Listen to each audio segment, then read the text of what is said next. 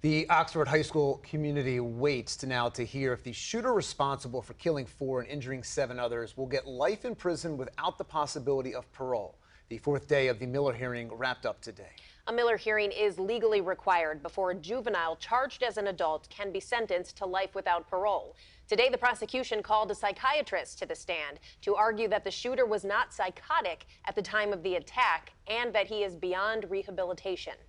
Here with us now is Gerald Shiener, a psychiatrist with experience testifying as an expert witness. Thank you for being here tonight. Thank you. Both the prosecution and defense have spent a lot of time talking about the mental state of the teen. How does psychiatrists actually go about that? Well, we'll obviously have a conversation and inquire about what happened, what was going through the young man's mind, what his intentions were, what led up to it, and what he thought he could accomplish. The controversy is, was he asking for help? And there's information that he was calling out for help, he was leaving clues and everything, but that doesn't explain why, when he had an opportunity to get out of this in the principal's office, and he was confronted by his parents and the principal, he didn't take that opportunity. We'll look at how organized his behavior was. Did he take precautions to being caught? Did he have any magical thinking? And sometimes teenagers think that way. If I do this, I might not get caught. I can get away with it. People will look up to me. And there are those unrealistic and unreasonable concepts that they have. But that doesn't mean that someone's not guilty by reason of insanity. To be not guilty by reason of insanity, you have to be suffering from a mental illness, a serious disorder of thought or mood, like schizophrenia, or bipolar disorder, or an organic brain syndrome, or the effects of brain damage, or a developmental disability. It has to interfere with your ability to appreciate the wrongfulness of your actions. So if he said something like, I thought that these people were aliens and they were going to take the school, or they're going to kill me or do something, that might be exculpatory.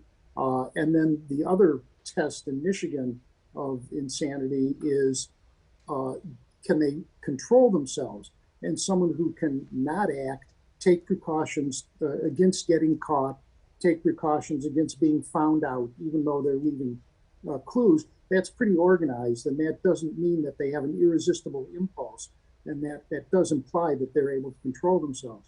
The issue of the life sentence has a lot to do with whether this young man can change, whether this is a product of immaturity, or this is a product of a treatable illness, that a prison term with mental health assistance or confinement to the forensic center or a state psychiatric facility and time can reduce the risk of harm to the community. So that's what the last couple of days have been all about.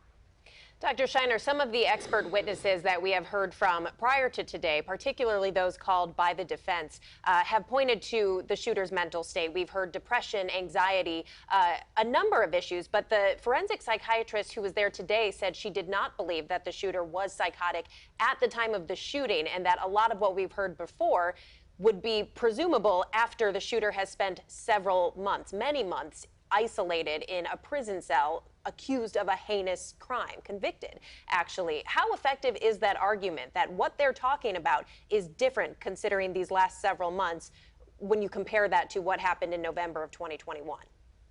Well, the goal of all these evaluators at this point is to focus not on his mental state when he's being seen, not on what it's like for a 15-year-old kid to be in prison facing a life sentence and being alone with his thoughts after 13 or 14 months, but it's what was his state of mind on that day and at that moment.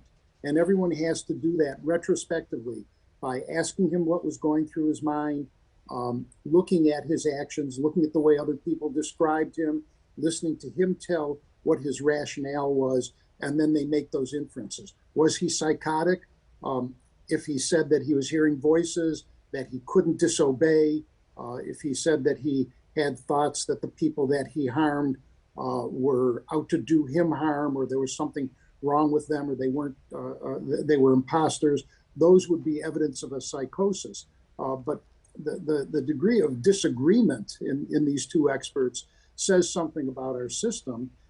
And certainly the you look at the other evidence, the diaries that he left, the internet searches that he did at school and that he left on computers, presumably for other people to see. We have to think, what was he trying to tell us? And was he telling us anything about hearing voices, having delusions, being paranoid?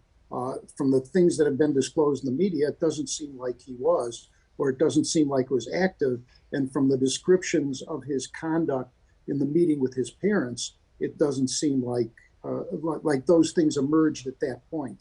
So that's how those determinations are made. That's what we're looking at. And we have to look back at a snapshot in time when he committed this act. And I think the defense argument sounds pretty compelling from that standpoint. Well, Dr. Gerald Shiener, psychiatrist, thank you for joining us tonight with some insight here on the mental state as the judge now weighs what direction to go here from this Miller hearing. Well, thank you so much for joining us tonight. Thank you.